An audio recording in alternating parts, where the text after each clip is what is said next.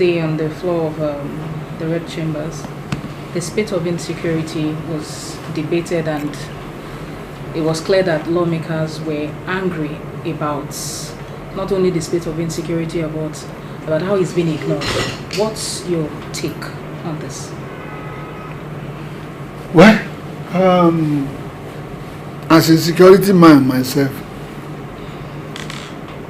I knew this thing for a long time that there was a problem, security problem, at a very alarming rate.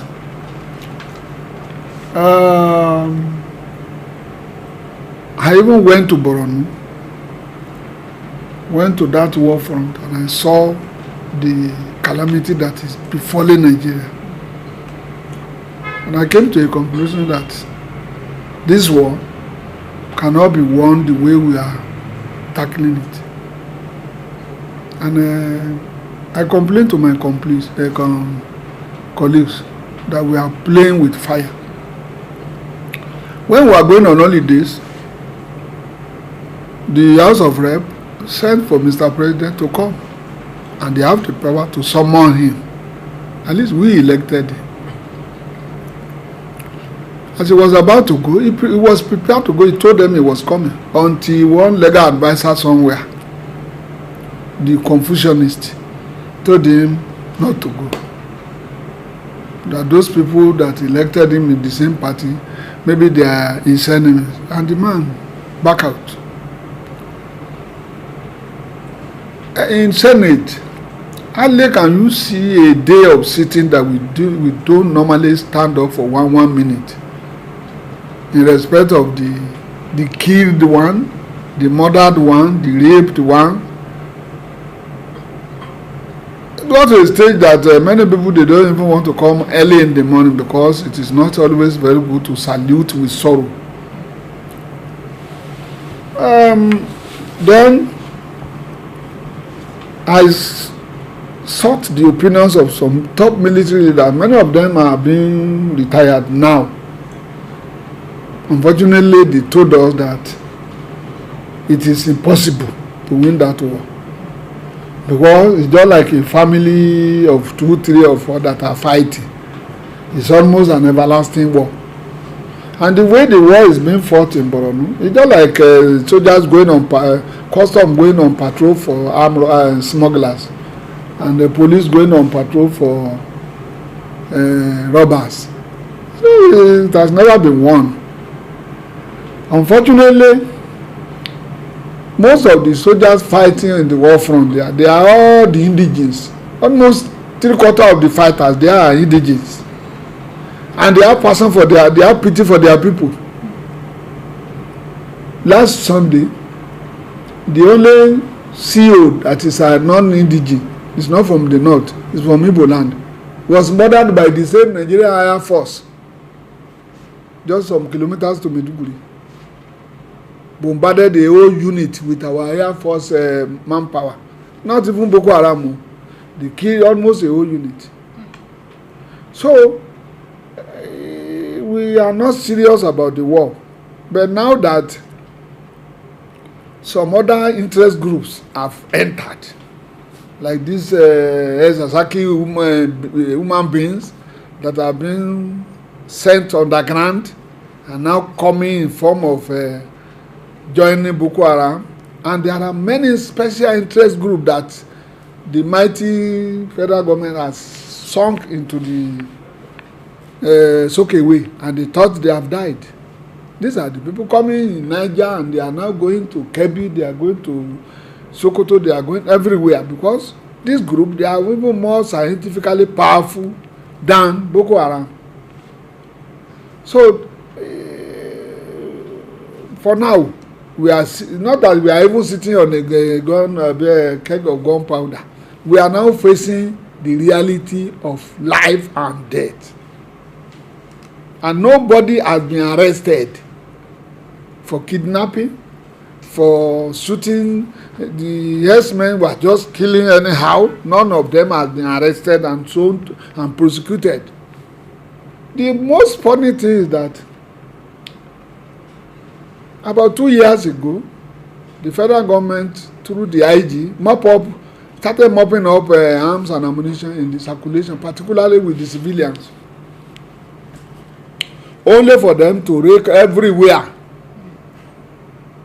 collecting their guns and unfortunately harming the enemies. And that's why you see many of these civilians, many of these communities are helpless. So it's as if your hands are tied for slaughtering. Then there's an allegation that somebody somewhere must be behind these people. And that is why I stood up in the Senate that what I could see, particularly this Senate that has been agitating that something will be done, one small boy will be harmed and he will be given clearance from nowhere and nothing will happen. He will come and spray many of us there. And that is the end. And that is why I said, is it possible that when we get to heaven, we will come back and use our power of removing anybody we want to remove, including Mr. President, who has been, both directly or indirectly, through his Sonny, the special assistant, Sonny, I forgot his name, has been supporting these people, including the minister of one minister, Patani. Yes. So my own is, if Mr. President was called to come and explain things so that we can rub minds, and he was unable to come, and we have been sending our leaders to him, and nothing good come out of it, and now we are now facing a problem. Automatically, we have the power of ironing and firing. We should do the needful, use the clause of impeachment, and let the man go. Unfortunately, the majority, they are still running up and down to fear the party rather than to fear death that is glaringly looking for them. Except one, that's the man from Kogi, who stood up and started crying. Because it is very, very glaring that every one of us, we are in trouble. Just a day to that time, one of our colleagues was attacked twice by this same group, and nothing happened. So which means the person who harmed the boys that are following us may disarm them by just mere instructions. Go and finish those people, they are my attackers. So if we don't do that, automatically we are going to be in trouble. Yoruba said, this one is not a long polo. It's coming near your. If you don't want your eyes to be plugged out, you have to do the needful. If this man, if the government, automatically the government has failed security-wise. When we are now going to full security, the government has failed. Because these people, they don't allow our farmers to farm, and this is the rainy season. So you will see the multiplying effect towards the end of the year that famine may disperse the whole country. And where do we run to? Do we go to Ghana? Ghana doesn't want to see us again. Republic of Benin, they are so tiny that their economy cannot take 1 million people at a go. So the best thing is that now that they don't allow our farmers in the north to farm, and our cows are eating deep into our farms in the south. Come on, look at the southeast. Everywhere is bombarded by these people. Even these Umai people, that's the man who joined them of recent, just because of security. That's Ebonyi governor. He's now having his own bitter pill. They have attacked his villages more than 5 times. So it's neither an APC problem or PDP problem. This is a national calamity. That if the president knows that he has no more power to salvage the situation, he should honorably leave and allow others to take place, to take his position and give us a new lease of life. That is my own position, and I said it in the floor. And majority of us, including both PDP and APC, they knew that there was problem and that this people, this man is incapable of handling things. For instance, the economy is always in shambles. The Bureau of Government, Statistics, Federal Bureau of Statistics, just last 2-3 days ago said we are from almost 6 years ago, we have borrowed about 20 trillion. So what we are owing now is a little less than 40 trillion. Then how can a nation survive in such a situation? So that is the beginning of the problem. Economy is in problem. Social security is in shambles. Then life has no meaning. Human life is meaningless. Then automatically that government is incapable of securing the nation, which means this will resign. So as it is right now, since it doesn't look like the president said foreign aid, do you think that would do anything at this point in time? Foreign intervention? The war we are fighting is an internal war. It's a family war. If see the way they are doing, creating fears here and there. Now they are coming to Abuja. As soon as there is a bomb blast in Abuja, automatically the whole economic activities will wind down. Then there will be problem. Then where will foreign intervention come? Is it Zamfara? Will they go to Zamfara? Or the war that cannot be won in the next 20 years, according to General Brantai in Borno, in the northeast? Is it Kebbi now that they have already moved to, or Sokoto they are bombarding, or where? Now they have raided the east, the middle belt, that is central. They are having problem. Kaduna is having problem. Makurdi is already gone down. Then how would they intervene? When they were in a compacted area like northeast, that one can still be can be very easy. The man who has been assisting us, that is the man in charge of Chad, was assassinated, and that has been our problem now, because he was the one preventing them from that Lake Chad axis, that he didn't allow them to spread. He even fought 25 kilometers into Nigeria, chasing them to us so that we can clear them off. But the military then, this Salvation Army military, shouted that he was an expansionist. He's trying to take over Nigerian territory. Somebody was trying to help us. Now that our helper has gone, and they are having their crisis now. Where will the foreign soldiers stay? And who will he fight? Go and you journalists take a visit to Maiduguri and see the life there. How would they fight? Then I don't know, maybe they have another international style in the east. That's Imo.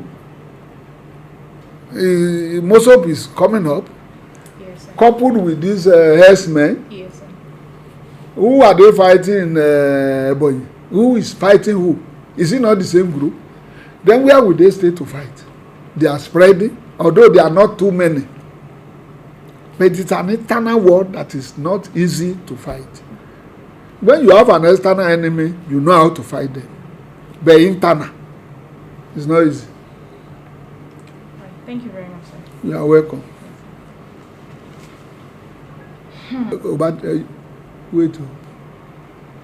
And watch somebody slaughtering their children in the school, taking their children into one fake nearby bush. I don't know how many bush forests they are having in Kaduna. I don't know how many forests they are having in Sambisa. I don't know how many forests they are having in Katsina. This is rainy season, it's just coming up. I don't know how we are now telling lies that they kidnap 300 people within Nigeria that you cannot locate, and the military will go and negotiate with one sheikh. Then Nigeria is deceiving Nigeria. The only thing we can do is that the populace that they are deceiving should rise up. The communities should rise up. They have the local vigilantes and local hunters. Go to Osun. When they started harassing people there, the vigilantes and the local hunters, they started fighting them. just about last week, they went to my local government, my own ward, and they wanted to kidnap about 5 or 4 people. A woman came out and shouted. The whole hunters and vigilantes came out and started shooting the Fulani until they captured about 2 of them.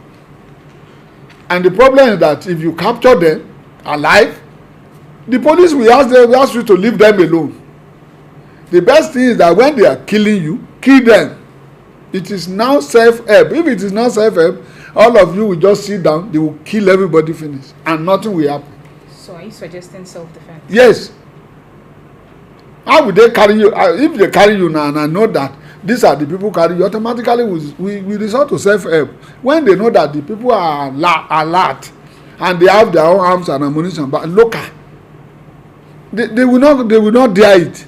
Many of them, if they go to Ibadan, all this area, you will see that when they shoot with their AK-47, it doesn't enter. At times, it doesn't even answer. Then the hunters will now bombard them with their own local something. Yet, it is this hunter that the police will arrest. That's the problem. But they should ignore the police, even now that they are even spraying police like how they fried dodo and akara. Automatically, the police now are afraid. So if the hunters can come to the aid of police, it's better. The JTF in Borno, they assisted a lot before they were tired. If the South too is doing it, the South is to do it. Then they will know that people are okay. The only problem is that the seat of power is not easy to do it. And Mr. President and his colleague will want to secure the seat of power with even the power they have. But who will secure the villagers around the villages in Abuja? Many things are happening in the villages, which we hear and we know that they are in trouble in the night and in the afternoon. So that is my own solution. Thank you, sir. You are welcome.